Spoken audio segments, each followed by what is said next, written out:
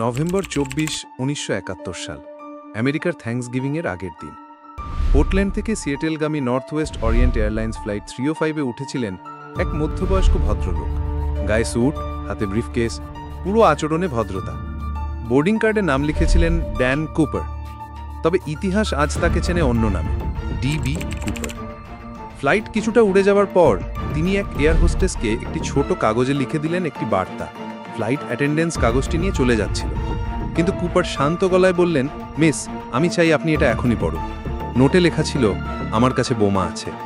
একটি ব্যাগে ছিল কিছু তার, ব্যাটারি এবং লাল সিলিন্ডারের মতো বস্তু, যেন সত্যিকারের বোমা, আর বলল, এই প্লেনটি হাইজ্যাক হয়ে গেছে।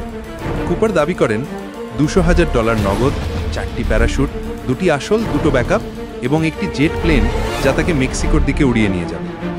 সিয়াটেলে অবতরণের পর তার সব দাবি পূরণ করা হয়। টাকা ও প্যারাশুট পৌঁছে দেওয়া হয়, যাত্রীদের নিরাপদে নামিয়ে দেওয়া হয়। কুপার কিন্তু ফ্লাইটেই থেকে যান, সঙ্গে কয়েকজন ক্রিউ। নতুন গন্তব্য মেক্সিকোর দিকে।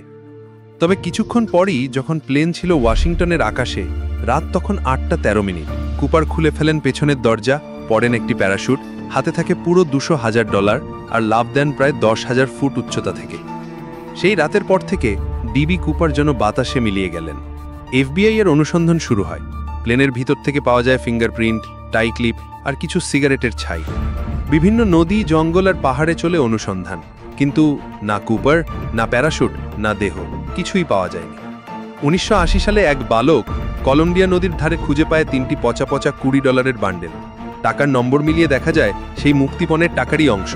এটাই একমাত্র শারীরিক প্রমাণ যা কুপারের লাফের পর পাওয়া গেছে। বছরের পর বছর মানুষ ধরে নিয়েছে নানা তত্ত্ব। কুপার একজন প্রাক্তন মিলিটারি প্যারাট্রুপার ছিলেন, হয়তো তিনি মারা গেছেন লাফের সময়, আবার অনেকে মনে করেন তিনি খুব সঙ্গোপনে কোথাও জীবিত থেকেছেন। কেউ কেউ সন্দেহ করে যে কুপার একজন সিআইএ এজেন্ট ছিলেন, অথবা মার্কিন সরকারের গোপন প্রজেক্টের অংশ। অনুসন্ধানে প্রায় 45 বছর কাটিয়ে এফবিআই 2016 সালে আনুষ্ঠানিকভাবে কেসটি বন্ধ করে দেয়। কিন্তু ডিবি কুপার রহস্য চিরতরে অমীমাংসিতই রয়ে গেল। ডিবি কুপার হয়ে উঠেছেন একটি cultural icon. Cinema, TV series, বই আর অসংখ্য থিওরির জন্ম হয়েছে তাকে ঘিরে। আমেরিকার ইতিহাসে এমন আর কোনো হাইজ্যাকার নেই যার প্রতি মানুষের এমন কৌতূহল রয়ে গেছে দশকের পর দশক। সে কি বেঁচে আছেন আজও, নাকি সেই দিনই মৃত্যুবরণ করেছিলেন পাহাড় আর বনের ভিতর? আমরা জানি না।